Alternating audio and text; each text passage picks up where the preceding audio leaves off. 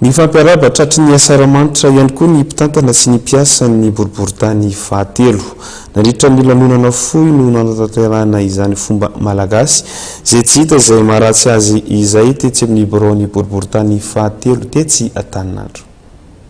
Noho ny fahatratrarana ny taona vaovao 2024 dia niarahaba ireo mpitantana ao anivon'ny boriboritany fahatelo kaominina Antananarivo renivohitra na ny CEA ireo mpiasa an'ity boriboritany ity androany maraina 9 janoary 2024 lanonana fohy izay nitotsaina aty amin'ny birao etsy Antananarivo. Nanolotra fanomezana ho an'ireo mpitantana ny mpiasa rehetra mba ho mariky ny fifampiarabana, fahatserovana, indrindra ny fanehoana ny fifankatiavana eo amin'ny mpitantana sy ny tantanana, teo koa ny firarian-tsoa izay nataon'ireo mpiasa. Amianareo izany fiadananao amin'izany ho anareo manokana dia ho an'ny tokantranonareo sy ny tarananareo rehetra ho hitaisomanareo manokana dia Andriamanitra tsara indrindra. Nakasitraka azy ireo ny mpitantana ny boriboritany fahatelo ary ny rarisoa ho an'ireo mpiasa tantanana ihany koa mba ho taona fahombiazana ity taona vaovao ity ary irosoana amin'ny fanatsarana hatrany eo amin'ny asa atao.